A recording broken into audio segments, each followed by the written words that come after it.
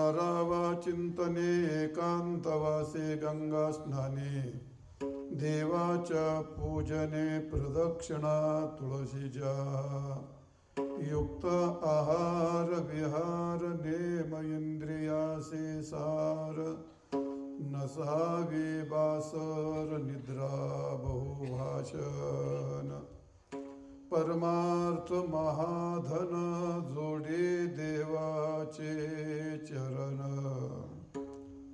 व्हावया जतन हे उपाय लाभाजे देह समर्पिजे देवा भार तो काहीच न घ्यावा होईल आघवा तुका म्हणे आनंद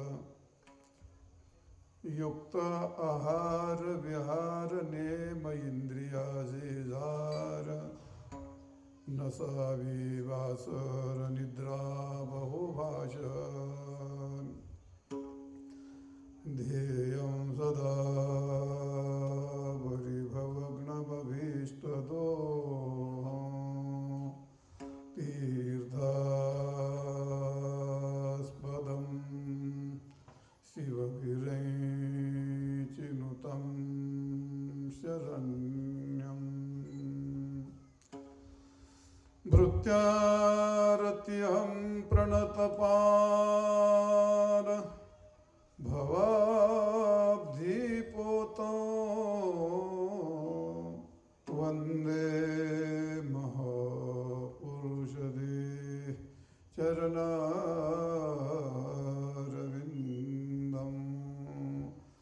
श्री संताजिया माता चरणारविंद श्री संताजिया माता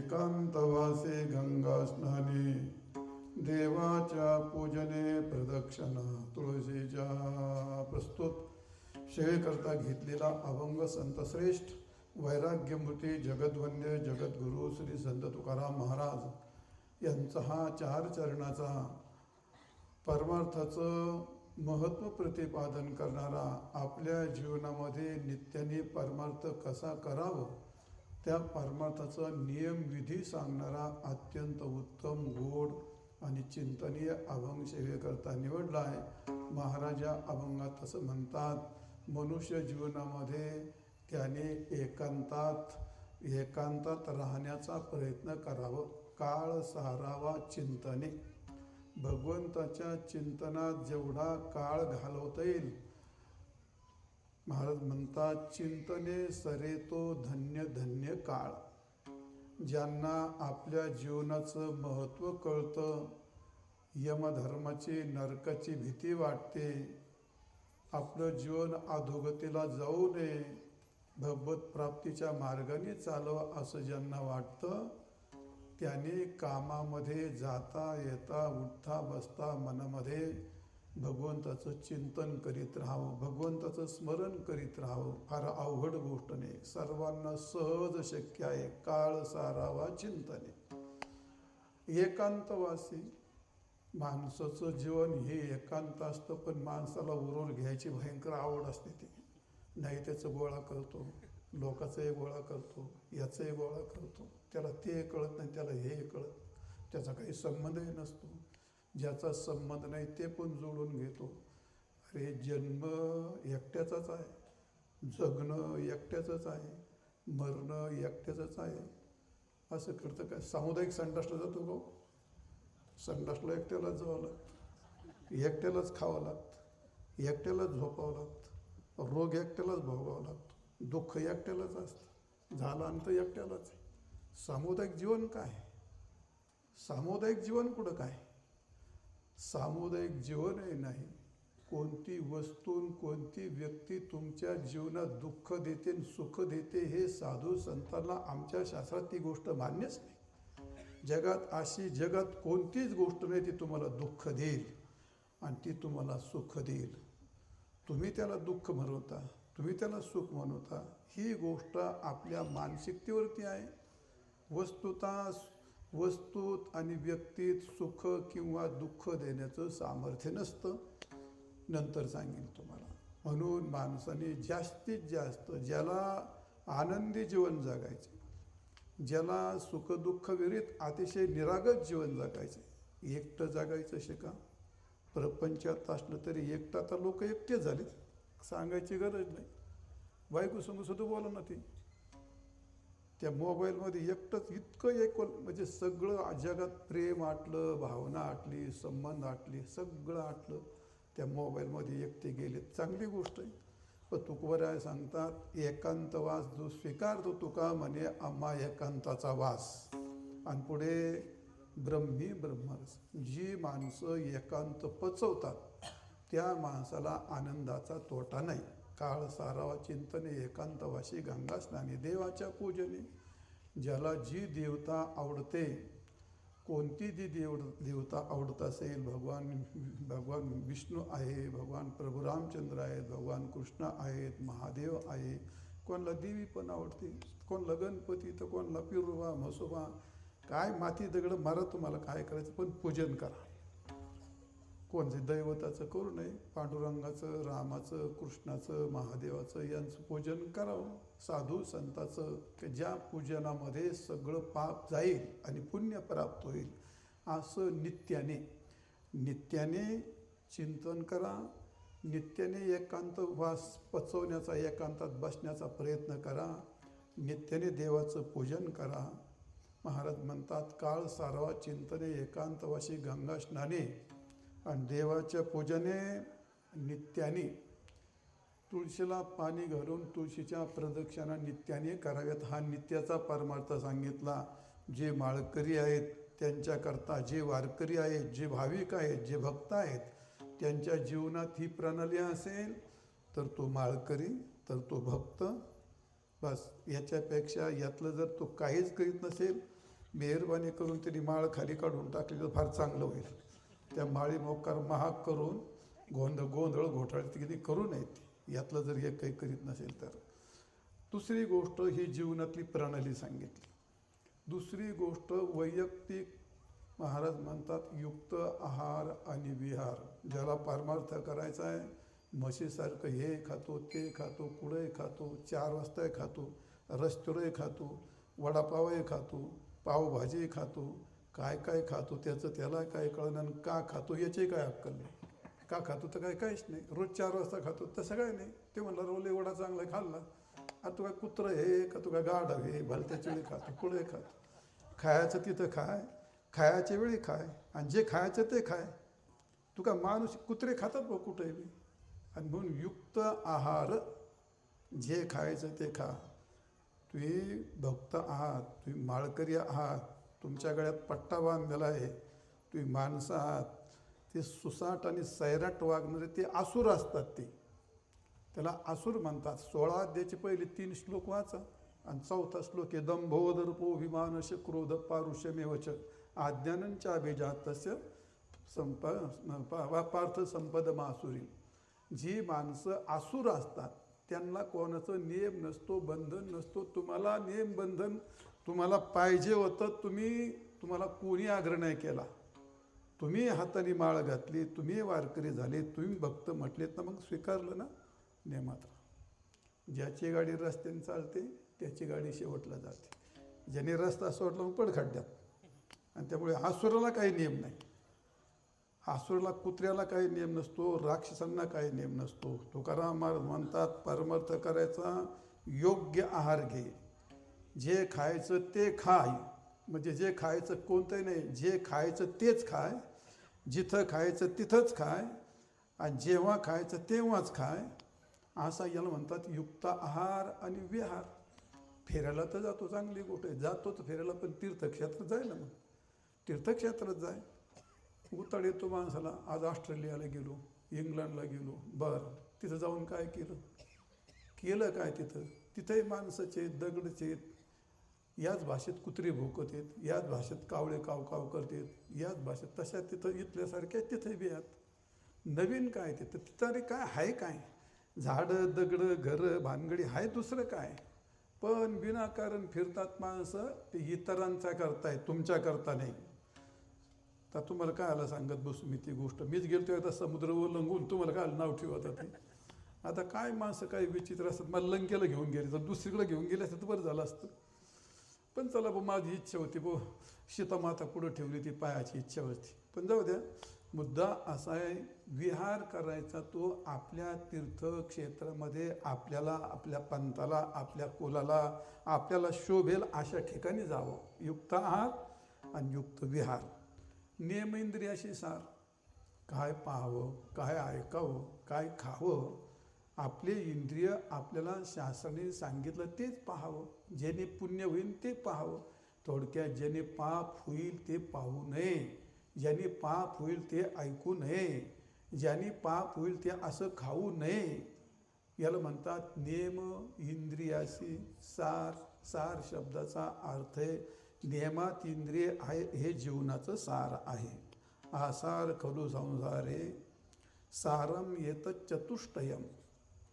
त्या काशीखंडामध्ये म्हटलंय, काशीचा वास काय, काश्याम वास सतम संग गंगांबः आणि शंभुपूजनम, हे सगळं त्याचं सार सांगितलंय.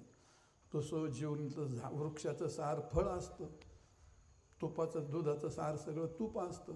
तसं आपल्या जीवनातलं सार इंद्रिय आणि इंद्रियाने केलेला परमार्थ हे जीवनातलं सार असतं. नियम इंद्रियाचे सार नसावी बासर.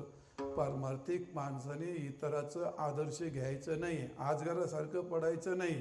ज्याला परमार्थ करायचा त्याने पहाटे 5ला 4ला 4:30ला उठलंच पाहिजे. ते आजगारासारखं पडलं आणि दिवस उगल्यावर स्नान केलं नाही, ते तुला नाही, ते बाकीच्यांचा विषय येतो. आणि म्हणून नियम इंद्रियाशी सार नसावी बासर. आळस करू नये. माणसाला सगळं करावं वाटतं, गप्पा मारा वाटतात, मोबाईल पाहा वाटतो, पण हरिपाठ करायचं म्हणजे हे हरिपाठ घ्या उरकून, अशी गोष्ट होती. बघ, परमार्थ बळजबरीने करावा लागतो.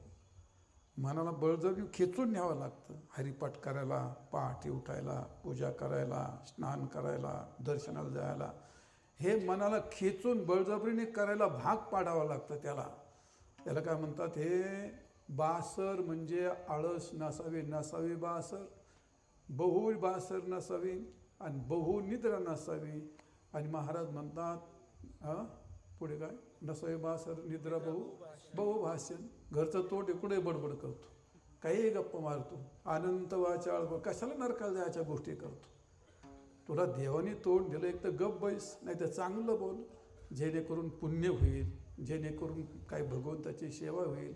आणि म्हणून बासर आळस नसावं, फार निद्रा नसावी, आणि वाटेल ते मुखालेल ते बोलू नये. तुम्ही कुत्र्याला हाड म्हटले तरी तुम्ही केलेल्या पुण्याचा ऱ्हास होत असतो. कोण एखाद्याला आशीर्वाद द्यायला तर तुम्ही केलेल्या पुण्याचा ऱ्हास होत असतो. त्यामुळे नाही त्या ठिकाणी बडबड करू नये माणसाने. इंद्रियातलं तप जात असतं, माणसाचं तप कमी होत असतं. महाराज म्हणतात नसावी बासर निद्रा बहुभाषण. हे यालाच म्हणतात परमार्थन. हे सगळ्यात मोठं धन आहे. जसं ज्ञानधन असतं, विद्याधन असतं, संपत्ती धन असतं, गजधन, गोधन, भूमिधन, हे जसे माणसातले धन असतं ते शीलधन. या सगळ्या धनाचा सार, याचा अर्थ आहे भगवत प्राप्ती, परमात्मा. परमार्थ हे धन नव्हे, नुसतं महाधन आहे. परमार्थ महाधन, जोडी देवाचे चरण. हे वर सांगितलेले नेम भगवंताला जोडणारे आहे. जोडी देवाचे चरण, परमार्थ महाधन, जोडी देवाचे चरण. व्हावं या जतन, हे वर सांगितलेले सगळे उपाय लाभाचे. ज्याला माणूस म्हणून जगायचं आहे, ज्याला शास्त्राच्या नियमात राहायचं आहे, संतांच्या मनाप्रमाणे वागायचं आहे, शास्त्राच्या मनाप्रमाणे वागायचं आहे, त्याच्याकरता हे नियमावली सांगितली. अशी नियमावली जर झाली तर ते तुम्हाला भगवत प्राप्तीकडे घेऊन जाईल. प्राप्ती होईल असं नाही सांगत मी तुम्हाला, खात्रीत तुम्हाला त्या रस्त्याने घेऊन जाईल. तुम्ही कसं चालता, तुम्ही किती वापरता, त्याच्यावर तुम्हाला फलाची प्राप्ती असते. महाराज म्हणतात हे करायचं. नाटकं नका करू. सगळ्या क्षेत्रात नाटकं चालतात, देखावे चालतात, तिथं माणसाला लई उताड येतो. पण महाराज म्हणतात नाही, परमार्थात देखावे ढोंग करून चालत नाही. त्याच्या पदरात काही पडत नाही, काही पडत नाही. तुमच्या देखाव्याला, ढोंगाला, नटण्याला, थटण्याला, दाखवण्याला तो भुलणारा नाही. तो लक्ष्मीपती आहे, तो जगताचा मालक आहे, जगताचा धनी आहे. तुम्ही त्याला जे म्हणता तो त्यातही त्याचा तोच असतो तो. आणि म्हणून जे करायचं ते समर्पित भावाने थोडं करा. थोडे परीने रे आविटते घ्यावे खरी. महाराज म्हणतात हे समर्पिजे देवा, भार तो काहीच न घ्यावा. नाही तर पंगत घातली का 4 वेळा जाहीर करावं लागतं. त्याचं 500 रुपये देतो, पण वर बाहेर करून माझं नावच कमी नाही वाचलं. अरे शिका ना काहीतरी रोज. आणि ते सांगतात बरं म्हणा, अहो ह्या हाताने द्यावं ना, ते हाताला माहीत होऊ द्या नाही. आता हा आमच्या 2 तोंडात मग भांडणं होते त्याच्यावरती, भांडणं होतात त्याच्यावरती. का? अरे कुठे तो तुझ्या पैसे दिले ते दारू का पे ना, तुला काय करायचं त्याचं? जेव्हा दिले मनातून त्याच वेळी भगवंताला समर्पित झाले. ते माणसाबिनसाजवळ नाही जात ती गोष्ट. एखाद्याने एखाद्याला लुटलं, इथं येऊन पंगत घातली, किती पंक्ती घालतो, पण ज्याचं आणलं त्याच्या नावावर त्याच मिनिटाला ते पुण्य जमा झालं. देखावे करून काय नाही चालते, त्याच्याकडे लगेच हिशोब असतो तो. आणि त्यामुळे देह समर्पिजे देवा, भार तो काहीच न घ्यावा. आणि मग महाराज म्हणतात तुमच्या जीवनाला आनंदाचा तोटा नाही, होईल आघवान तुका म्हणे आनंद. अभंगाचा शब्दशः अर्थ सांगितला. विठाल विठाल विठाल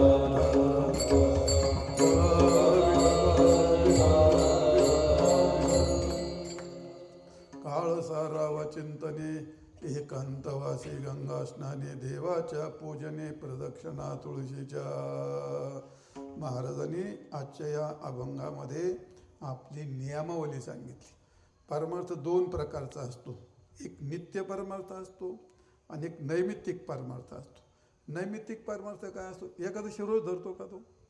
15 दिवसाला धरतो, निमित्ताने येते. शिवरात्री काय रोज धरतो का?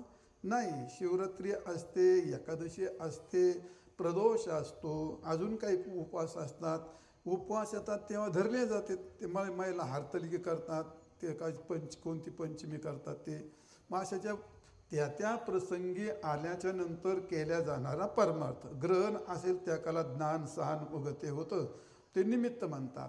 निवृत्तीनाथांची वारी येते त्यावेळी वारी करतो, आषाढी आली त्यावेळी आषाढी करतो, कार्तिकेला कार्तिकी करतो. म्हणजे ज्या ज्या प्रसंगी जो प्रसंग येतो त्या कालामध्ये ते करणं, त्याला म्हणतात नैमित्तिक परमार्थ. आणि नित्य परमार्थ काय तो? मी आता वाचलेली यादी, हा नित्य परमार्थ आहे. माणसाच्या जीवनात आंघोळ काय कधी मध्ये करायची असते का? नाही.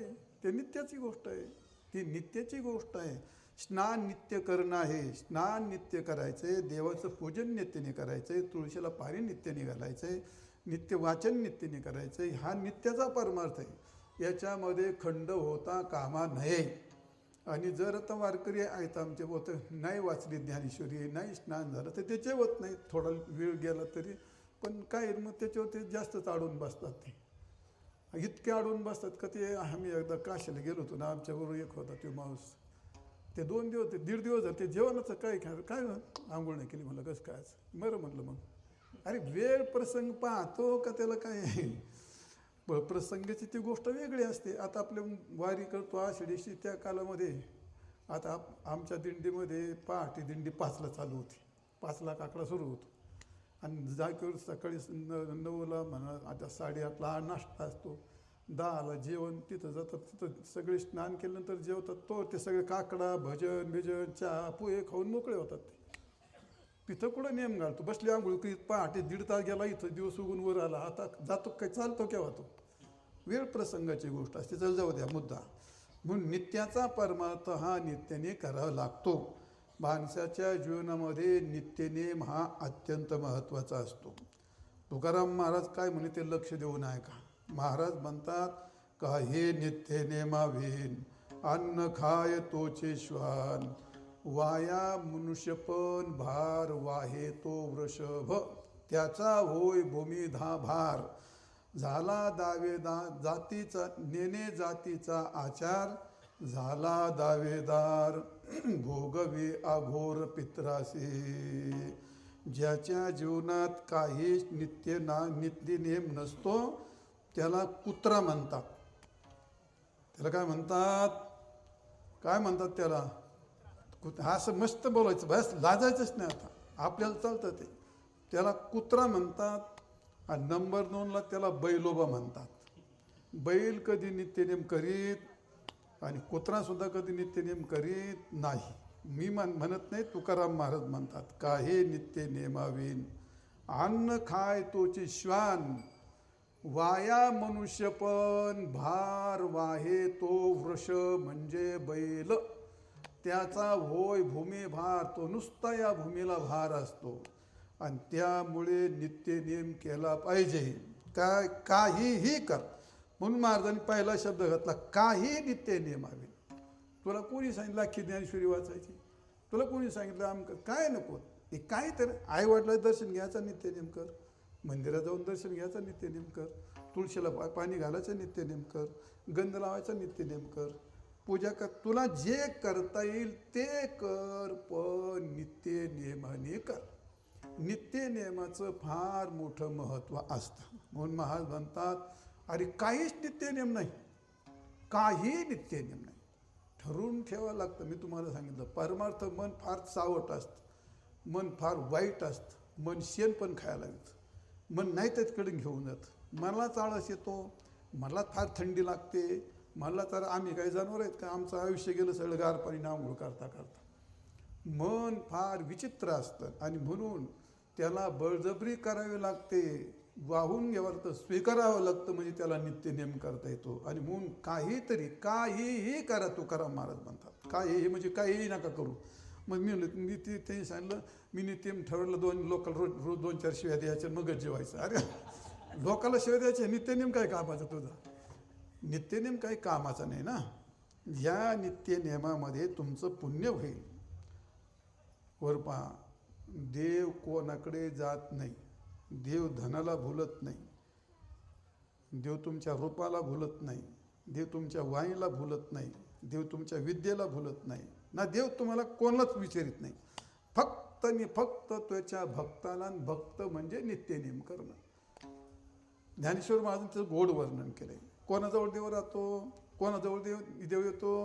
ज्ञानेश्वर महाराज म्हणतात नित्यनेम नामे ते प्राणी दुर्लभ, लक्ष्मी वल्लभ तया जवळ.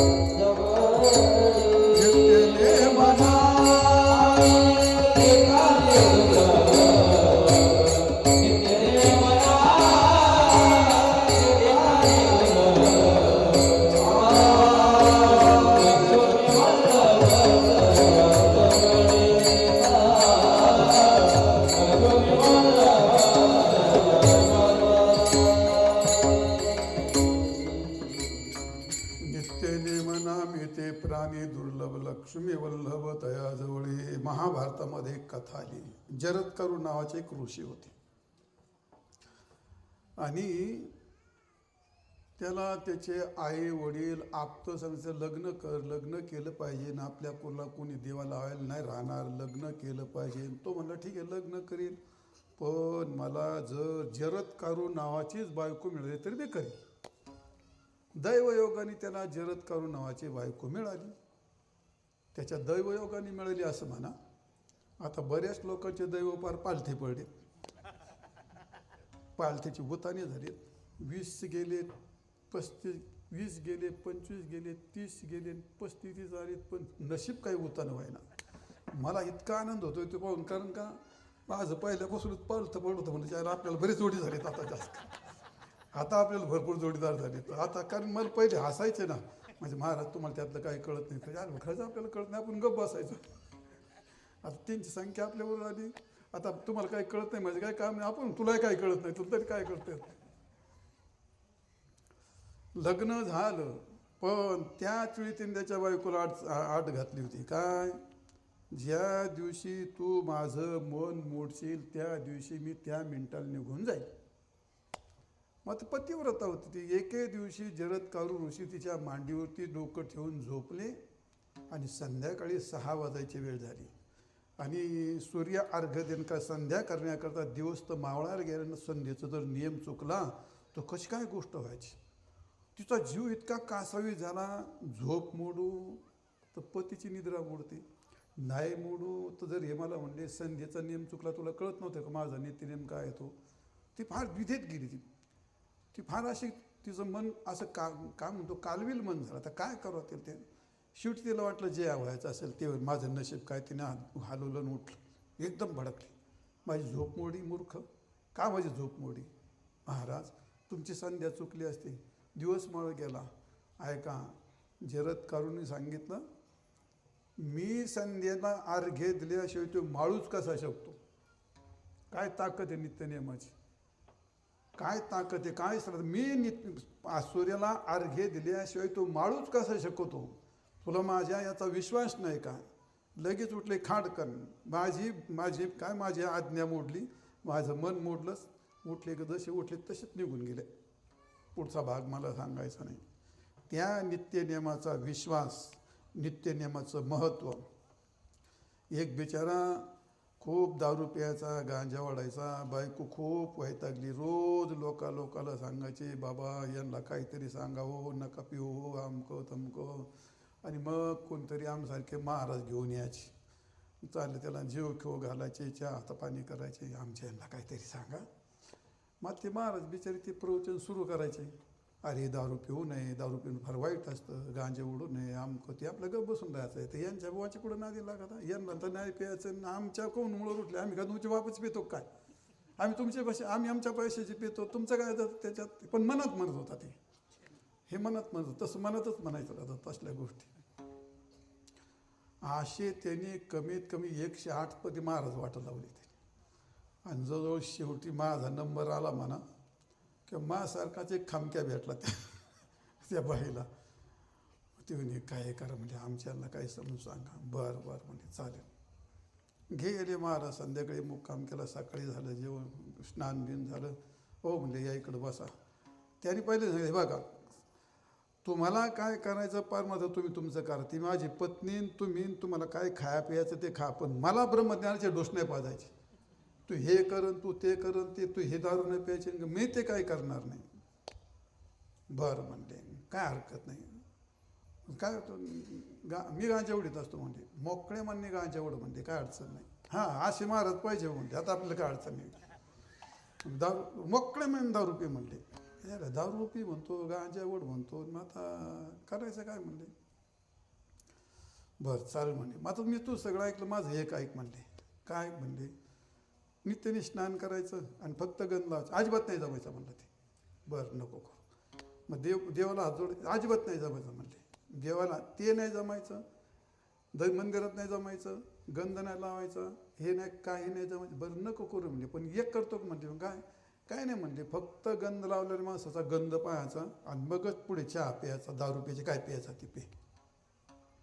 तिने थोडासा विचार केला, म्हणले जमायसारखं राव म्हणलं. हे काय फार अवघड दिसत नाही. काय म्हणलं डोकायचं ना आपल्या दारातच आहे म्हणले. ते कुंभार काका ते काय वार काही बोलता, नाकापासून सिंडीपर्यंत बॉम्बे टू आग्राला येतो म्हणलं. पाहायला काय अडचण नाही आपलं, नुसतं डोकायचं. ते डोकलं का ते सकाळी ते आपलं गाढो बिडो घेऊन आपलं ते कुंभार जायचं माती आणायला. ते खाली उतरायला मी डोकून पाहिलं का ते जेटेवर चहा, मी गंध लावले तोंड पाहिलं. आता बायकोन ते लक्षात ठेवलं होतं. तेव्हा बरं चालेल. 1 दिवस 2 दिवस 3 दिवस तिला वाटलं नसतं गंध लावते याच्यात काही बदल नाही. पण एके दिवशी प्रसंग आला, याला थोडासा उशीर झाला. ते कुंभार नाना बिचारे लवकर उठले, नेहमीप्रमाणे उठले, स्नान केलं, गंध लावला, चहा ब्या घेतलं, आपले गाड घेतलं, माती आणायला गेले. याला थोडा उशीर झाल्याच्या नंतर त्याने उठून त्या दारात बसला सारखं. त्याला नाना कोण बाहेर येणार, नाना कोण बाहेर येणार, चहा तर प्यायचा आणि पुढे मग दारू प्यायची. त्याला बराच वेळ झाला. नानीची नानी अहो ते नाना अति झाले, ते नेहमी रोजच्या नियमप्रमाणे गेले. हा म्हणले मला जा थोडासा उशीरच झाला. ते बायकोला म्हणलं मला थोडासा उशीर झाला आणि म्हणले मग आता बाई म्हणली ते नाही जमायचं पुढचं आहे का. ते दारू पिणारे माणसं नियमात एवढे कट्टर असतात. ते जर त्यांनी रस्ता सोडून जर ह्या बाजूला आले ना, आपल्यापेक्षा चौपट चालतात ते माणसं. कारण ते तिशीचे निष्ठावान असतात ते. हो, तिच्या पायी घर गेलं, दार गेलं, बायको गेली, धन गेलं, प्रतिष्ठा गेली, लाज लज्जा सगळी गेली, पण गड्याने तिला सोडलंच नाही. इतका तिच्याशी पक्का असतो तो. आणि त्याला ती सवय असते. त्यांनी महाराजाला वचन दिलं होतं का मी गंध लावलेलं तोंड पाहिल्याशिवाय मी काही खाणार नाही. वचनाचा पक्का होता तो. नाही म्हणला आता आपलं तेवढं आपण पाळायचं म्हणजे पाळायचं म्हणलं. मग म्हणले ते नाही, तुम्हाला ते गंध लावलेलं तोंड पाहावंच लागेल. बरं म्हणलं, दिलं त्यांनी आपलं सगळं ठेवून. आता नाना गेला तिकडं त्या खड्ड्यात, मोठ्या खड्ड्यात माती खाली होता बेचारा. खांता त्याचं सुदैव त्याला त्या दिवशी एवढा धानाचा हांडा सापडला. आणि त्याला एवढा आनंद झाला. त्यांनी ती काढला हांडा, सगळ्या आतमध्ये सोन्याच्या मोहरा. त्याच्या आनंदाला काय पारावार नाही महाराज. झालं त्याला कुठं ठेवू काय करू, कुठं ठेवू काय करू. तेवढ्या गडबडीत हा पळतच गेला. अरे खाली खड्ड्यात होतं. यांनी वरून याची सावली पाडल्यावरती त्यांनी वर पाहिलं. असं वर पाहिलं तर त्यांनी तोंड पाहिलं. ते तोंड पाहिलं का पळालं मागं. तो लय यार थांब यार थांब नाही म्हणलं पाहिलं हे पळत तू थांब नाही पाहिलं. अरे पण काय पाहिलं म्हणजे नेमकं काय पाहिलं त्यालाही माहीत नाही काय पाहिलं, यालाही काय माहीत नाही काय पाहिलं म्हणतो पळतो. आता याला वाटतं जाऊन गावात बोंब मारी सगळं जाईल सगळं वाटलं. त्याने ते सगळं झाकून मातीत पुरलं तसं टाकलं. आणि टाकल्याच्या नंतर काय केलं त्यांनी, पळतच गेला माग गाडो बिडो टाकून थेट तिथं गेला त्याच्या दारात, घरात गेला त्याच्या. हे म्हणलं काय तो तेव्हा काय नाही म्हणलं पाहिलं नाना काय. अरे पाहिलं पण काय पाहिलं म्हणला. तेव्हा चालेल मीच पण तोंड पाहिलं म्हणतो. याला पाहिलं म्हणजे एवढा काऊन गडबडला तोंड पाहिल्यावर. हा काहीतरी गौड बंगाल दिसतं म्हणे. मग काय नाही तू पाहिलंय ना तर ठीक आहे, पण म्हणलं तुला अर्ध देतो. याला वाटलं काहीतरी भानगड. आणि मग सावरून बसलं. म्हणला आता तू म्हणतो म्हणून मी अर्धवर थांबलो. याला काही माहिती नाही अजून काय म्हणते. तू म्हणतोच म्हणून मी अर्धवर थांबलोय, नाहीतर मी आता ते काय. आणि मग सगळं तो म्हणला काय रे म्हणलं. अरे म्हणला एवढा धानाचा हांडा सापडलाय म्हणला. तू कोणाला बोंब मारू नको, हे तुला अर्ध घे पण अर्ध तरी मला दे म्हणला. चालेल म्हणला. गेले दोन्ही अर्ध वाटून घेतलं. पोतं घेऊन घरात. त्याच्या आनंदाला काय पारावर आहे का. आणि मग बायकोला एवढा रोबाबाने सांगायला लागला. आणि मग बायको म्हणली नुसतं गंध लावल्याचं तोंड पाहिलं तर एवढं धन मिळालं. जर देवाचा पांडुरंगाचा नित्यनेम केला तर परमार्थ धन केवढं मिळेल म्हणून माऊली म्हणतात. अरे धन नाही महाधन लक्ष्मी वल्लभ तया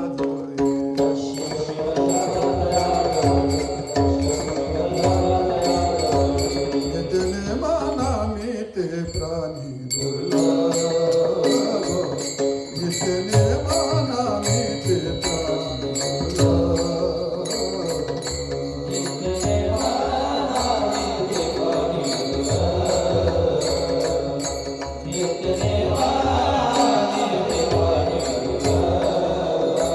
लक्ष्मी वल्लभ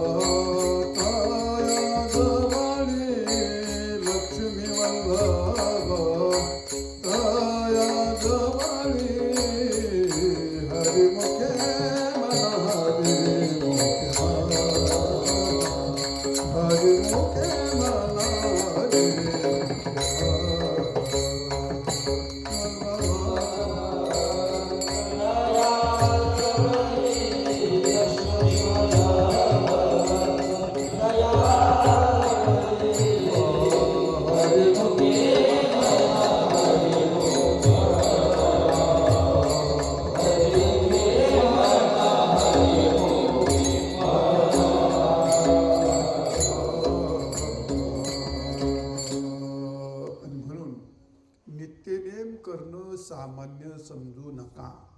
नित्यनेम जर केला तर त्याला सर्व गोष्टी प्राप्त होतात. आणि म्हणून तुकोबरायांचा काय आग्रह नाही, शासनाचा काय आग्रह नाही. धर्म अधर्म 100% पाळावा लागतो आणि धर्म सवडीप्रमाणे करावा लागतो. धर्म जेवढा होईल तेवढाच करावा लागतो. अधर्म तर 100% पाळावा लागतो. असे धर्माला कधीही सक्ती केलेली नाही, नित्यनेमाला कधीही सक्ती केलेली नाही. देशाने, कालाने, वयाने, प्रसंगाने त्याला जेवढं करता येतं तेवढं त्याला करावं लागतं. आता मला दिंडी चालते का? नाही, झालं बंद. आता काय भजन म्हणता येते का? नाही, झालं बंद. आली की नाही वयाची अडचण? बऱ्याच काय वेळेला धापा पाऊस पडतो, कडू भजन करता येतं. आली की नाही प्रसंगाची अडचण? देश, काल व जेवढं जमेल तेवढं पण अधर्म. आज लई टेन्शनला म्हणून चमच्या भर प्याला नो, आज लई का अमकं तमकं झालं म्हणून थोडंसं वाईट आचरण केलं, अजिबात नाही. मेला तरी अधर्माचं आचरण नाही करायचं. आणि धर्म म्हणून सवडी म्हणून तू बरेच शब्द करता का, हे नित्य नियमाविन काहीतरी कर, तुला जे म्हणेल तेवढं कर, पण नित्यनेम कर. आणि जर नित्यनेम केला नाही, काहीच नाही केला, काहीच नाही केला तर त्याला मग महाराज बैल किंवा कुत्रा म्हणतात. काय कर बाई, हात जोड, तुळशीला पाणी घाल, देवाला दर्शन घे, सासू सासरे दर्शन घे. म्हणजे तुम्हाला वाटलं तर घ्या म्हणा, मी काय तुम्हाला आग्रह नाही करीत. कुठं शिव्या खाऊ तुमच्या नवऱ्याचंही घेतलं तर काय अडचण नाही म्हणा, पण आता तुम्ही तर आता काय ते न सांगितलेलंच बरं. पण नित्यनियमात काहीतरी माणसाचं असावं एवढंच मला सांगायचं आहे. आणि जर त्यांनी नित्यनियम केला नाही, नित्याचा परमार्थ केला, तुकाराम महाराज म्हणतात त्याचा होय भूमिभार. दगडासारखे गोड, त्याचा होय भूमिभार. आणि नेने जातीचा आचार, तो त्याच्या जातीचाही विचार करत नाही, नित्यनेम न करणारा माणूस. आणि झाला दावेदार भोगावी आघोर पित्राशी. आपलं अख्खं कूळ नरकाला घाला जस काय त्यांनी पण मांडलेला आहे, तो भोगावी आघोर अशा प्रकारे. आणि म्हणून नित्यनेमाची गोष्ट अत्यंत महत्त्वाची असते. अखंड अशुभवाणी, खरे न बोले स्वप्नी. आणि खरे न बोले स्वप्नी, पापी तया होणे अनेक नाही दुसरा. तुकाराम महाराज म्हणतात अरे नीट बोल. नित्यनेम म्हणजे सत्यम ब्रुयात प्रियम ब्रुयात. चांगलं बोल, तुला देवान तोंड दिले ना, काय विनाकारण शिव्या देतो, का वाईट. पण अखंड काही माणसाचं तोंड दाबावं तुम्ही, ते काहीतरी फुसकून बोलल्याशिवाय राहायचंच नाही. राम राम राम राम राम राम. पुण्यामध्ये एक बिचारी चांगल्या घरचा मुलगा होता आणि त्याला दैवयोगाने मराठवाड्यातली बायको काढली. असं तुम्हाला दैवयोगाने जर मराठवाड्यात आमच्या संदीप महाराजचं दैव उदयाला आलं, त्याला मराठवाड्यातली मिळाली बिचाऱ्याला लक्ष्मीले. विदर्भातली मराठवाड्यातली बायको जर केली तर ती नवऱ्याला मारीत नाही असं म्हणतात. आता आपल्याला तरी त्यातलं काय कळतं, असं म्हणतात आता आपल्याला तरी त्यातलं काय कळतं. ते खानदानीचे लोक असतात ते तर ते. आणि मग ते अशी मिळाली. पण मग आता ते आले पुण्याला. आल्यानंतर ते काय सुपारी होती, टिळा बिळा त्यांचा काय झाला नवरदेवाच्या घरी. ती म्हातारी एवढी खत्री, तुम्हाला सांगायचो, काहीतरी बोलायची. त्या नवरीकडचे माणसं म्हणजे काय करावं म्हणले, या म्हातारीला काय तिकडं आणू नका म्हणजे लग्नाला, तिला काय कोणीतच ठेवा. लग्न झालं, लग्न जमलं, जायचं त्या दिवशी. ते नातू, तिचे मुलं, त्या जावा, ते आपल्या तिच्या सुना, तिला तुम्ही आजी कनी तब्येत बरोबर नाही, तुम्ही येऊच नका. अगं बाया मी नाही आले तर कसं काय, लग्न माझ्या नाताचं, आता काय करा. म्हातारी पहाटेच उठली ना, आंघोळ करून नाही त्या कोणत्या गाडीत कोपऱ्या जाऊन बसले, कोणाला कळलंच नाही. गाड्या थेट मराठवाड्यात. झालं लग्नाला गेल्यानंतर तर मोठ्याचं लग्न हे मोठा रुबाबन काय. आता ते नवरदेव मिरुती यायला थोडासा वेळ झालाच. आता वेळ झाल्यानंतर आता जेव्हा म्हातारी तापली म्हणता, काय बाय असे लोक, काय यांना काय रोग आला आणि यांना काय कळत नाही, माणसाला किती भूक लागली न काय तर मला नवरदेव ना ते लय भानगडते. तुकाराम महाराज म्हणले मांडवाच्या दारा पुढे आईला म्हातारा म्हणे नवरी आणा रांडण जाळ नवऱ्याच्या तोड. ती रांड कशी अजून आणि म्हणले बाहेर. आता त्या काळात तिथला तो एक माणूस म्हणला, ज्याला काय म्हणला ही म्हातारी, तर ते म्हणला काय झालं आहे. अरे म्हणजे असं काय असं का. ते म्हणजे ते मराठीत माणूस म्हणला च्या आधी म्हातारी चचली नाही का म्हणला अजून. तिला भयंकर तुम्ही चचली म्हणजे तिचा मुलगा होता म्हणलं भाई इकडं चल म्हणला ती. अगं ती म्हणली चचले म्हणजे तू जेवली नाही का? अरे बाबा असं कसं असेल का? ते चचली नाही म्हणजे मेली नाही का असं आहे मराठीतला अर्थ. तू चचली नाही का अजून म्हणजे मेली नाही का अजून. आता हिला काय माहिती ते म्हणला चचली नाही का अजून. तिनं हात ठेवर काढा. अरे बाबा मी कशी चचन. आधी पहिला नवरदेव चचन, मग नवरी चचन, मग सगळं वरड चचन. नवरदेवाचं वरड चचलं का मग नवरीकडचं वरड चचन. सगळे घरचे माणसं असते. माझ्या म्हातारी माणसं काय चचली तर चचली नाही तर नाही चचली. म्हणजे जे बोलायचं ते बोलली ती. अखंड अशुभवाणी काही तिने अखंड अशुभवाणी. खरे न बोले स्वप्नी पापी तया होणे अनेक नाही दुसरा. महाराज म्हण पोट पोशी एकला भूतदया नाही ज्याला. आणि पाठी लागे आल्या आती तासी. असू दे काय नाही करता येत ना नित्यनेम तुला. खरं बोलायचं नित्यनेम नाही होत ना दे सोडून. दारात कोणी कुत्रा आला गाय आली मनुष्य आला तेवढं तर नित्यनेम कर. दारातून कोणाला माग जाऊ द्यायचं नाही. पण ते सुद्धा कोणी मागायला आलं का काठी ठेवली असते कोपऱ्यात. आलं का काठी घेऊनच कुत्र्याच्या आहे मागं त्या गाईच्या आहे मागं. कोणाच्या मागं काठी घेऊन अरे आता तशा दार असे ते नाही होत ते सगळं काय. बरं महाराज म्हणतात ते दे सोडून. चला तुमच्या घरी कोणी संत आले तर मग त्याला आसन घालावं, पूजन करावं, औक्षण करावं, दर्शन घ्यावं. काही संतांचे पूजन न करी तीर्थाचे भ्रमण. नाथ महाराज म्हणतात घाली संतासी आसने पूजा करी काया वाचा मनी. आणि पुढे काय रे मग इच्छिले ते जाणे एका जनार्दनी जाणे आणि इच्छिले ते पूर्वी. अरे त्या महाराजांचं काय होतं ते महाराज मातीत का जाणे तुला करायचं काय ते. महाराजांचा प्रश्नच नसतो. बऱ्याच माणसाचे हे भुंगे त्यांच्या डोक्यामध्ये. ह्या बयांच्या डोक्यातलंही भुंगा. बाबा काय करा मला पतीशले सेवा करायचे पण हे आमचं मुर्दा असं तो म्हणून माहीत नाही नुसतं पेताड आहे. भाई त्या पेताडाचं तुला काय नाही करायचं. आमच्या सासूलाही खवटे त्या तुला त्याचं करायचं काय. पंढरपूरला जाता काशीला जाता मग त्या वाळूच्या पिंडा करता का नाही तुम्ही. वाळूची पिंड करून पूजा करता का नाही. ती वाळू काही तुम्हाला वंजूळभर देते का काही. मग काय करता वाळूची पूजा. ह्या महादेवाच्या मंदिरात जाता तो दगड काय देतो काय तुम्हाला काही का बोल नाही तुम्हाला कधी दगड काही. हा त्याची कशी काय पूजा करता. त्या वाळूची कशी काय पूजा करता. प्रश्न वाळूचा नसतो आणि प्रश्न मंदिराच्या दगडाचा नसतो. प्रश्न तुमच्या भावनेचा असतो. प्रश्न भावेषु विद्यते देवा भावे विन देव नकळे निसंदेह. भाव बळे आकळे देव भावात आहे. भावागतून तो दुसरा नाही. वरपा तुमच्या भावाला फल नवरा देत नाही, ती वाळू देत नाही, मंदिरातला दगड तो मूर्ती पण देत नाही. तुमच्या भावनेला फळ देणारा परमात्मा आहे. आमच्यासारख्याला फळ देण्याचं बल नाही. कोणी साधू संताची पूजा केली येडा लहान मोठा कोणी असला तर त्याच्या पूजेत तुमची भावना तुमच्या भावनेचं मुख असं पसरतं आणि त्यात भगवान प्रसाद देत असतो. त्यामुळे तुमचा नवरा पेताड हे का सासू खत्रूड हे का तुमचं हे त्याचा प्रश्न येत नाही. कधीही समोरच्याचा विचार नाही करायचा. आपली भावना तगडी. फळ त्या भावनेमध्ये असतं आणि त्या भावनेला फळ देणारं कोण आहे.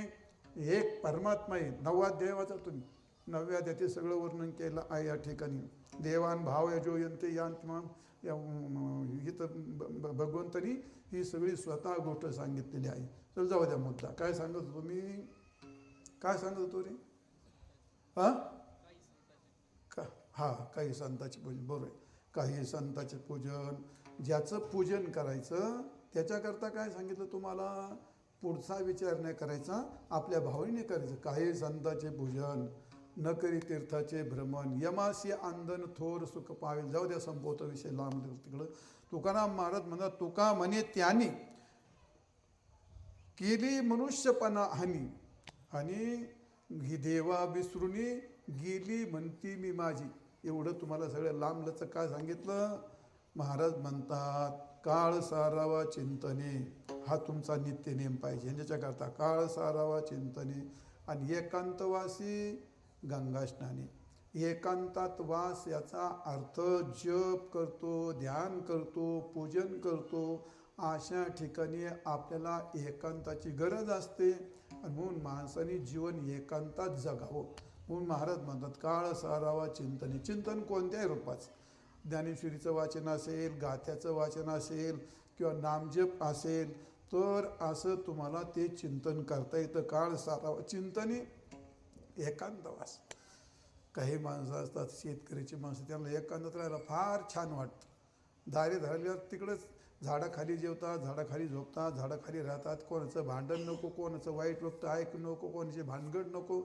ज्या माणसाला एकांताचं महत्त्व पटतं त्या माणसाला आनंदाला तोटा नसतो. मी तुम्हाला प्रमाण सांगितलं, तुका म्हणे आम्हा एकांताचा वास. आणि म्हणून काय काळ सारावा चिंतने एकांतवासी गंगा स्नाने. आता गंगेचं स्नान करायचं काही शक्य नाही. आता गंगा स्नान राहील तर स्नान कुठं करावं महाराज? आम्ही गंगा स्नान राहिले तर स्नान कुठं करावं? बरोबर आहे तुमचं ते, गंगा नाही, पण त्याच्याकरता शास्त्र सांगतंय. तुम्ही पूर्वीच्या काळात ते घंगाळ राहायचे, ते ते ते घंगाळ नाही, ते गंगालय येते, ते गंगालय असं ते तांब्याचं राहायचं. आता कोणाचं तांब्याचं, कोणाचं चांदीचं, कोणाचे सोन्याचे बी आता राजे ते संस्थानिक त्यांचं काय, तर ते काय त्याच्यातही पाणीचं असतं. फक्त जी धातू वापरली ते पवित्र असते, तसे त्याला फलश्रुती सांगितलेली आहे. तर जाऊ द्या, तुम्ही ज्या पाण्यात घेता ते पाणी, त्याच्यात तुम्हाला आपण जेवढ्या स्नानाचं नाव घेतलं तेवढ्यांचं आव्हान तिथं होत असतं. कळलं? आपण हर हर गंगे असं गंगा गोदावरी यमुनी सरस्वती असे जर नाव घेतले त्या तीर्थाचं आगमन त्या ठिकाणी होत असतं आणि त्याला गंगेचं रूप येत असतं. असं आहे शास्त्र पण असं म्हणते, गंगा गंगेत यो ब्रूयात योजनानाम शतैरपी जन्मशतं कृतं पापम स्मरणे नविनश्यते. नुसते तुम्ही गंगा गंगा जरी म्हटले तरी सुद्धा 1000 योजना गंगाला असली, तिचं नुसतं स्मरण केलं अनेक जन्मातलं पाप निवृत्त होऊन जातं, असं शास्त्र वर्णन करते. गंगा गंगेत यो ब्रू गंगेची यमुनेचे गोदावरी सरस्वती नर्मदे सिंधू कावेरी जलस्मिन् सन्निधिं कुरु गंगा गंगेत्यो ब्रूयात योजनानां शतैरपि जन्मशतं कृतं पापं स्मरणेन विनश्यति. असं त्याला याचं असं महत्त्व आहे. दृष्टेतु हरित पापम पृष्ठेतु प्रसंगम नाही असं आहे.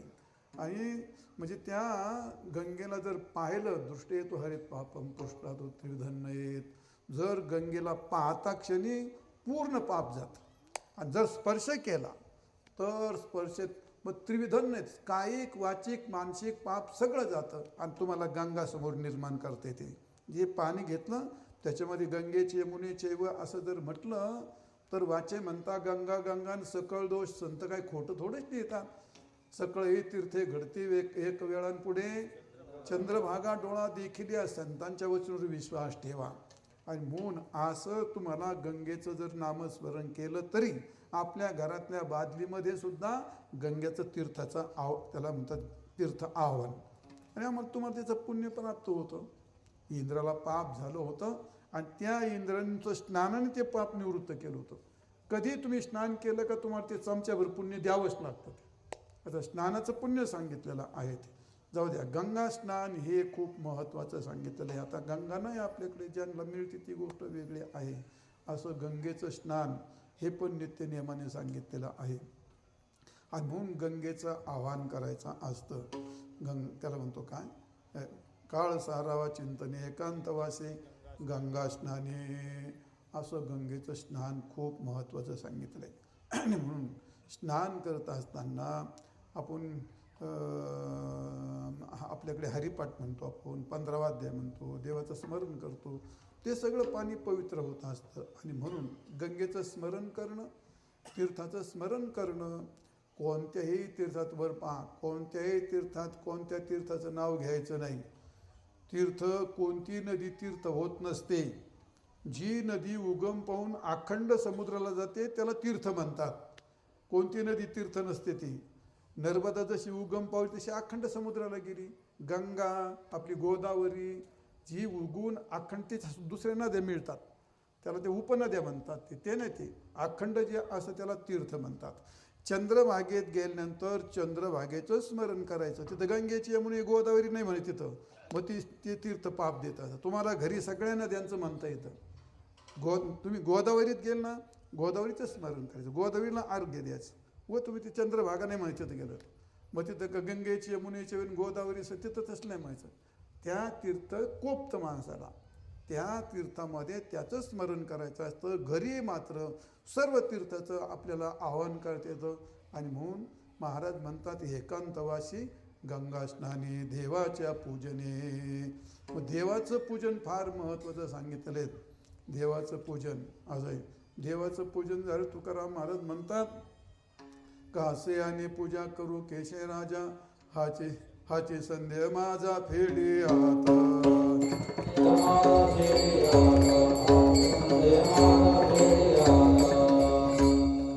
कासयाने पूजा करू केशे राजा, हाची संध्या माझा फेडी आता. बऱ्याच माणसाला पूजनाची अडचण येत असते. काय काय अडचण येते? आता कोणाकडे देवच नाहीत, आणि ज्यांच्याकडे देव आहे त्यांना पूजाच माहीत नाही. आपल्या समाजाचं तर न विचारलेलंच बरं. माणसात आणि जनावरात काय फारसा फरक आहे असेल तर काय फार तुम्ही पहा. बऱ्याच माणसाला ज्ञानेश्वरीही माहीत नाही, त्याला गाथाही माहीत नाही, त्याला मंदिरही माहीत नाही, देवपूजाही माहीत नाही. कोणत्या 150 आणि ती आणली पद्धत ही मला तर काही कळायला तयार नाही भाऊ. आणि एकदा का अंध परंपरा पडली, लय वाईट, मोडतच नाही, ती सोडितच नाहीत लोक.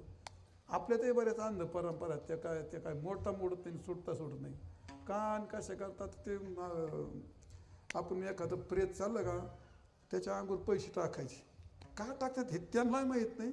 आता त्याला तर काय लागत नाही, ते पैसे टाकीत येत का कोण लागत, मग ते काय अंदाज तर काहीच नाही. नाही लोकांमध्ये आलं मरूस तर सगळं पैसा घे पैसे आता, अरे पण ते घ्यायलाच नाही राहत. उगाच त्या अंगावर खारका टाकायच्या, टाकतात का टाकतात त्यांचं त्यांना माहीत नाही. परंपरा पडली का पडली परंपरा, अशा बऱ्याच परंपरा असतात. तर आपल्याकडे बहुतेक एक असं एक वस्त्र असतं, कशाचं, ते लाल वस्त्र असतं असं, आणि त्याच्यावर ते चित पडलेले असते देव बिचारी असे.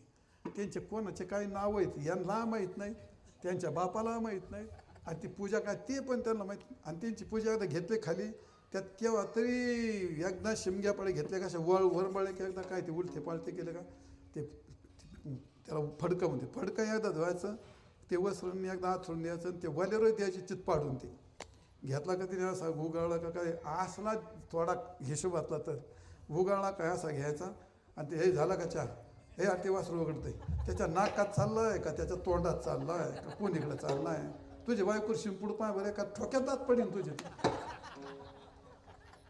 काय करतो समजून घ्या ना. अरे 700 वर्ष गीत झालीत, आम्ही कीर्तन करू मेलो तुमच्या पुढे.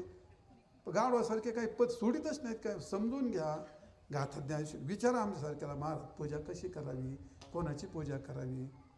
उगा गाढवासारखं काही करायचं आणि काय करून काय उपयोग होत होता. एक तर पहिली गोष्ट आपल्याकडे देवच नाही, आणि जरी असले देव तर त्यांची अशी पद्धती, कोणती देवता नित्याने स्नान घ्यावं लागतं. ऐका, यथा देवे तथा देहे, आपलं यथा देहे तथा देवे.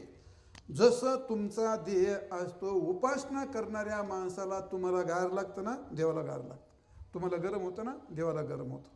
तुम्ही वृंदावनात जात नाही का तीर्थयात्रेला, त्या बायांच्या दातात तोंडात दात नाहीत, केस आंबडीसारखे झालेत, कोण नसतं त्यांच्याकडे, तरी पावडर लावणार, लाई लावणार, नख लाल करणार, अशी नटणार ती म्हातारी तुम्हाला सांगतो. आणि कोण त्याच्याकडे बाहेर कोणी नसतं. तिच्या एवढा पाळणा असतो, त्यात कृष्ण ठेवलेला असतो, आणि त्याच्या पुढे ती नाचते का, माझा कृष्ण मला पाहतो. यथा देहे. मग त्या कृष्णाला वारा घालणार, त्याला झाकून ठेवणार, त्याला 3 वेळा नैवेद्य दाखवणार, त्याला गरम पाणी गार पाणी घालणार. अरे यथा देहे, जसं देहाला लागतं तशी उपासना आहे, उपासनेशी दृढ चालवावे. करायचं ना, अरे थोडे परीने रे नावीट ते घ्यावे खरे, धिंगाणीने काय होतं रे, धिंगाणं घातल्याने काय होतं, धिंगाणं घातल्याने संसार तरी होतो का? हां, धिंगाणं घातल्याने पोरं होतील का तुम्हाला? नाही होत ना. धिंगाणं घातल्याने पैसा मिळतो का तुम्हाला? त्याचं कसे झक मारिता नीट पैसा मिळवायला, लग्न करायला. इथंच का तुम्हाला उताळ येतोय?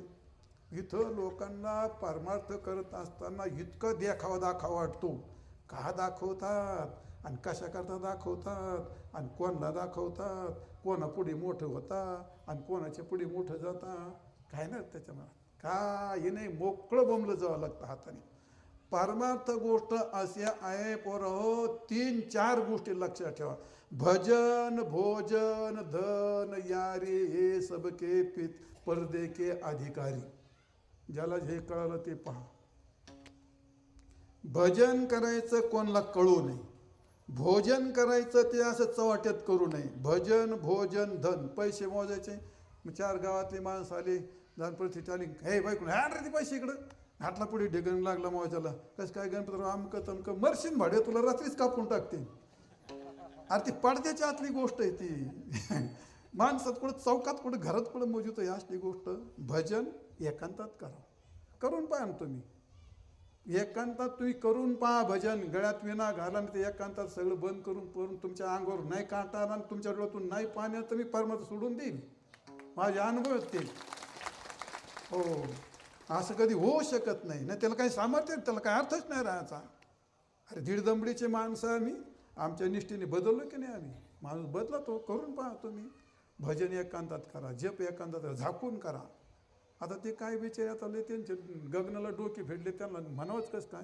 ते असं ते हातात माळ माणसात तिकडं तिकडं का कशा करता. दंभोदर पुई माणूस वाच नाही दंभाचं काही काय का. धर्मज्ञान आविष्कारम दंभ हा.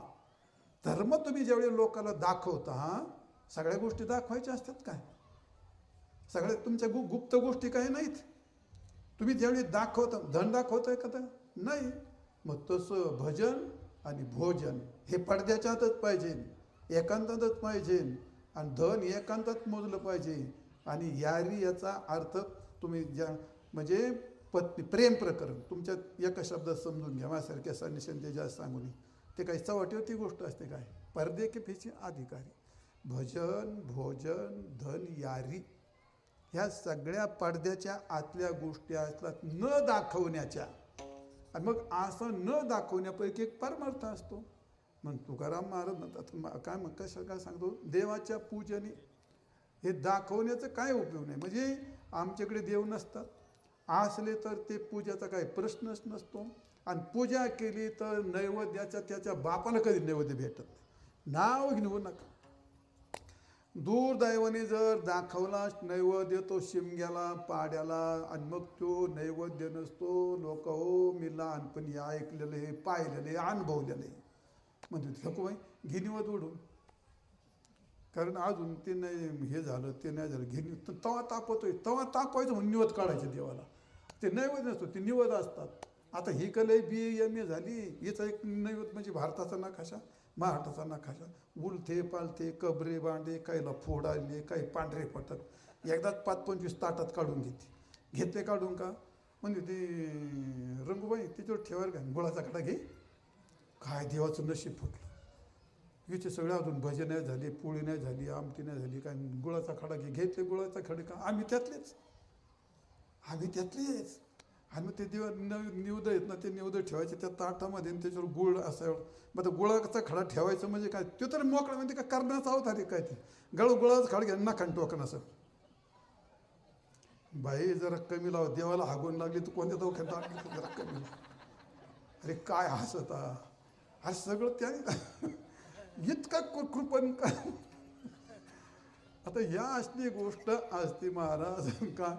मग देवपूजा करायला बसला, त्या बायकोनं सांगितलं हो इकडं लक्ष द्या, मी पाणी आणायला चालली. का नाही ते देव दूध तापते म्हणले. अगं मी पूजेला बसलोय ना, मी इकडं नुसतं पाहायचं त्याला काय. बरं म्हणलं जाय.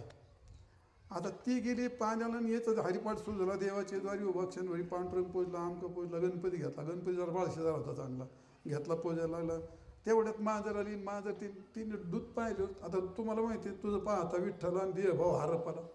मांजरीने दूध पाहिलं का गेली कामातूनच. तिला वाटतं आता माझ्याशिवाय नीच्याशिवाय कोणीच नाही.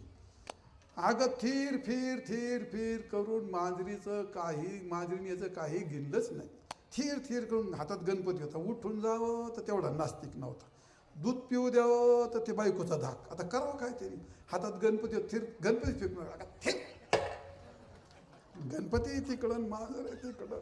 देवाच्या पूजेने काय देवाचं पूजन कर,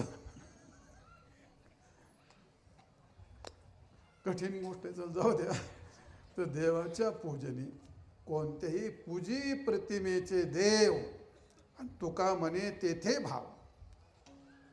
पुढचा आहे का आता, मंदिरात जायला वेळ नसते, त्याच्याकडे प्रतिमा नसतात. भागवतामध्ये आणि तुकाराम महाराजांनी एक मानसिक पूजा सांगितली. पूजा सांगितल्या 3 प्रकारच्या. एक शाब्दिक पूजा असते, एक मानसिक पूजा असते, आणि एक त्याला क्रियात्मक पूजा म्हणतात. क्रियात्मक पूजा म्हणजे मूर्तीला स्नान नान हे करणं, याला क्रियात्मक म्हणतात. आता आम्ही भजन करतो त्या काळात कासयाने पूजा करू, केशवराजा देवाची पूजेची मालिका म्हणतो. मग ते काय झाली, ती शाब्दिक पूजा असते.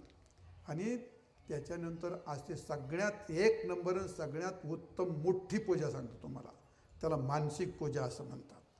नाथ महाराजांनी भागवतात वर नाही, तुकाराम महाराज म्हणतात का ज्या काय मनोमय पूजा हेच पडी केशे राजा. मनाने पूजा करणं भगवंताला जास्त मनोमय पूजा हेची पडी केशे राजा.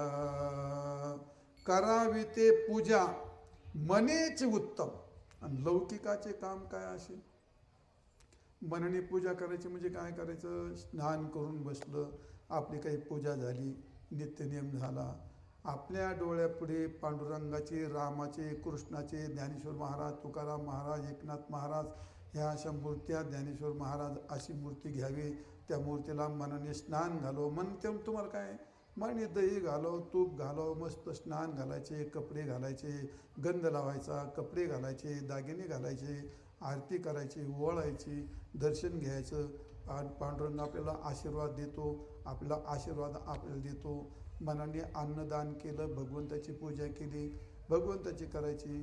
ज्ञानेश्वर महाराज सगळ्या संतांची मनोमय पूजा हेच पढे केशे राजा. अशी जर पूजा केली ती भगवंताला लगेच प्राप्त होते. ते का प्राप्त होते, तिथं मनाला आगाऊपणा करायला वेळच नसतो, कारण मनाने मूर्ती उभी केली, ती मनाने नैवेद्य उभा केला, तिथून बाजूला काय जाता येत नाही. पण क्रियात्मक पूजामध्ये बोलू पण शकतो, हाताने पूजा करतो, दुसरंच काही इकडे पाहू शकतो, मनात ते करता येत नाही. मनोमय पूजा महत्त्वाची मानली. जाऊ द्या, तुकाराम सांगतात काळ सारावा चिंतने, एकांतवासी गंगा स्नाने, देवाच्या पूजने प्रदक्षिणा तुळशीच्या. तुळशीला नित्याने पाणी घाला आणि प्रदक्षिणा करा. एक केली एक प्रदक्षिणा केली तरी त्याला पृथ्वी प्रदक्षिणेचं पुण्य लागतं. आणि एका तुळशीच्या प्रदक्षिणेमध्ये भगवान शंकर, भगवान विष्णू, भगवान ब्रह्मदेव 3 देवतेला प्रदक्षिणा घातल्यासारखे वाटते.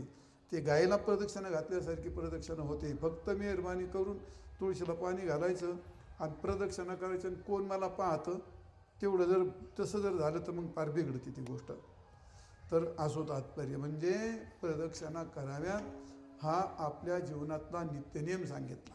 काय सांगितला, काळ सारावाचे एकांतात काय, एकांतात चिंतन करा, एकांतामध्ये भगवंताचं सेवन करा, गंगेचं स्नान करा, आणि गंगेचं स्नान करून भगवंताचं पूजन करा, आणि पूजन करून काय देवाचे पूजन आणि तुळशीच्या प्रदक्षिणा करा. या सगळ्या गोष्टी आपल्या जीवनामध्ये नित्यनियमात सांगितल्यात. यातलं एक जरी केलं तरी महाराज म्हणतात भगवान निश्चित तुम्हाला प्रसन्न होतील. आणि हे करत असताना इंद्रियाचे नियम पाळावेत, आहार विहार योग्य करावं, म्हणजे भगवत प्राप्तीची ही साधनं सांगितलेली आहेत. असा अभंगाच्या पहिल्या चरणाचा अर्थ सांगितला. सर्वांनी एकदा मोठ्या प्रेमाने भजन करायचं. विठोबार कुमार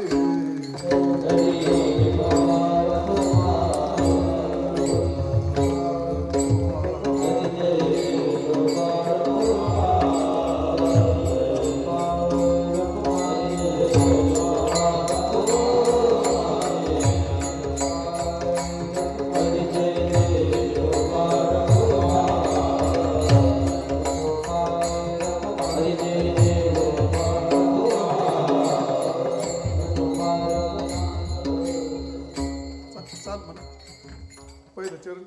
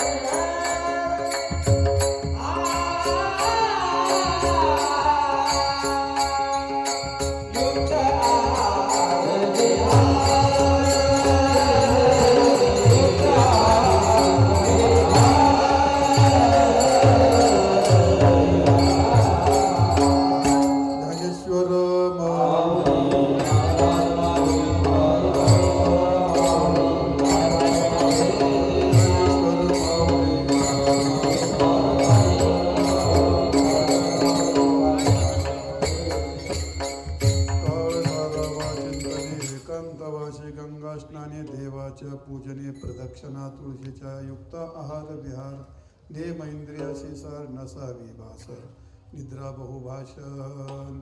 प्रस्तुत आजच्या या अभंगामध्ये आपला जो नित्यनेम परमार्थ असतो त्या परमार्थाचं चिंतन अभंगाच्या प्रथम चरणामध्येच केलं.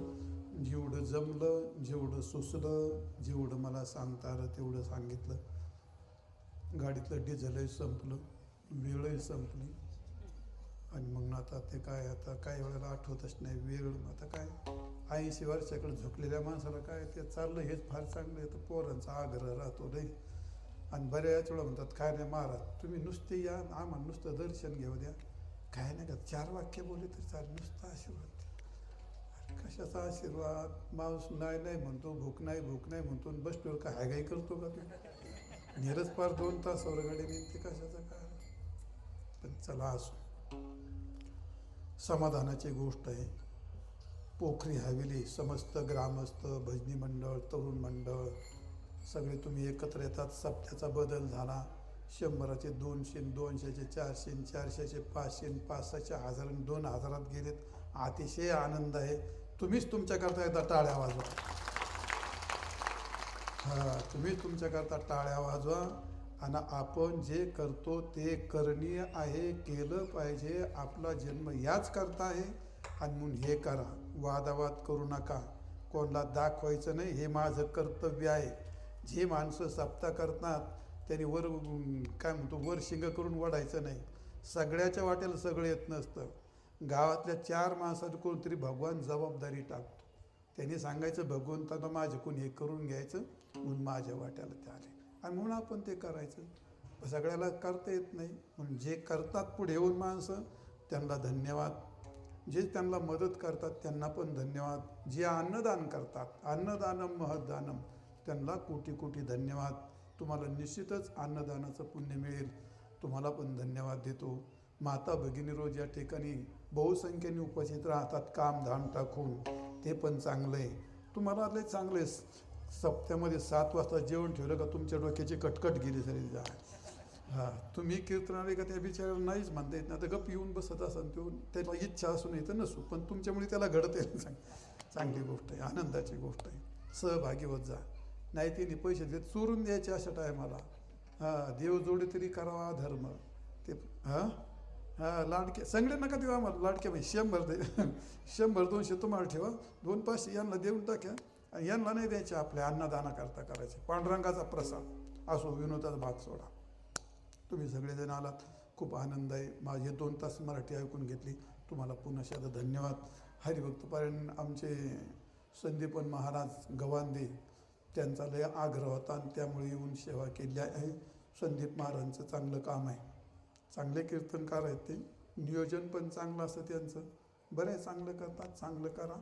काही चुकलं विकलं तर मला सांगा, मग पोतं चुकलं असं इकडं तिकडं काय झालं ते बहुतेक कोणाचं ऐकत नसतो, पण तो ऐकन कोणाचं. माझं ऐकतो मला तो त्याचं कोणाचं मोडून काढून पुढे जात असतो. पण चांगलं करतो एवढी गोष्ट करी. एक गोष्ट आपल्यापासून कोणाला त्रास होणार नाही. त्याला एकदा तुम्ही सगळ्यासमोर सांगतो, गावामध्ये कीर्तनाचा कधी पैसा नाही घ्यायचा आणि गावात कोणाच्या घरी जेवायचं नाही. मी 40-45 वर्ष माझी संस्था चालली, 50-60 विद्यार्थ्याची. चुकून माझा विद्यार्थी कोणाच्या घरात गेला नाही. मी अजून कोणाच्या घरात पाणी पिलो नाही, ना कोणाच्या दारात गेलो नाही, ना कोणाचा रुपया घेतला नाही. चुकून नाही. सेवा करायची, तुम्हाला सेवा केली परमात्मा भगवान कमी करत नाही. आणि मग गावातली गोष्ट आहे, आपण एक सेवक आहेत, आपण त्यांच्याकरता करायची. सेवा केली की सगळं मिळतं तुम्हाला, काही कमी पडत नाही. संदीप महाराज खूप चांगलं नियोजन करा लोकांना. अरे माझा काही आदर्श घ्या त्या आमच्या गावाला, तर ते तुम्हाला सांगतो, त्याला झाले 40 वर्ष. ते मंदिरं मीच धुयाचं, चटाया मीच टाकायच्या, पारण काकडा आम्हीच करायचा. आणि ते सगळं कीर्तन ते महाराज झाले का ते माझ्याकडंच आश्रमात त्या बिया काय करायचं त्यांना माहितीही नाही काय गावातल्याला. हे सगळं करायचं. शेवटी कीर्तनाचे हरिपाठही तुम्हीच करा, काही त्यांना. पण मला कधी नारळही देत नाहीत ना, कधी माझा सत्कारही करीत नाही. मी त्याला कधी कंटाळलो नाही. 40 वर्ष चाललंय. पण मग आमच्याकडे ते कोणी बिचारी ती हरिजनाची माणसं असलं तरी मला कधी ओरडून जात नाही. हे का, त्यांची भावना तयार होते. आणि तुम्हाला भावना तयार होण्याकरता त्यांची सेवा करावी लागते. मग तुम्हाला पशु पण जवळ येतात ना, तर इथं माणसं आहेत खूप चांगली. संदीप महाराज करतात ते चांगलं, दिंड्या करतात, सप्ते करतात, कीर्तनाचं कोणाचंही कीर्तन असलं, कोणत्याही महाराजांचं कीर्तन असलं तरी आपण जायचं, नियोजन करायचं, त्यांना समजून सांगायचं. कोणत्याही महाराजांचा आदर करायचा ही पहिली गोष्ट असते. महाराज छोटा की मोठा तो नाही. आणि ती तुम्ही करता, चांगली गोष्ट आहे. आजच्या कार्यक्रमाकरता तुमचे गाणारे महाराज आहेत ते मला फार आवडले. त्याचं कारण काय, शुद्ध वारकरी चाली, धिंगाणा नाही, आरडाओरडा नाही, कोणतीही गोष्ट नाही. जेव्हा तुम्ही याच्यात विक्षेप करता तेव्हा त्यात तमोगुण रजगुण तयार होतो, सेवा निघून जाते. तुम्ही चाल इतकी छान म्हटला, फक्त तो विको दिला ना, त्यातला सात्विकपणा गेला. त्यातला सात्विकपणा जातो, गांभीर्य जातं, सात्विकपणाचं निघून जातो. एकदम सायलंट, एकदम छान. आणि मग फार सुंदर तुम्ही याला, मला आवडलं. तुम्हाला पाहिजे तुम्ही सांगा ना, माझ्याकडे तुम्हाला बोलायला मला खूप आवडलं ती गोष्ट. वारकरी चाली फार छान, मृदुंगाचार्य पण एकदम 1 नंबर, एकदम छान, चांगले मृदंगाचार्य चांगले, बालबच्ची कंपनी सगळे चांगले. आमच्याबरोबर आले तर आता हरिभक्तपरायणचे महाराज, भागवत महाराज, आमचे संकेत महाराज. आता माझा जन्म त्याच्यामध्ये मागेन पुढे महाराज असतील मला भरपूर. चांगली गोष्ट आहे, लय आनंदाची गोष्ट आहे.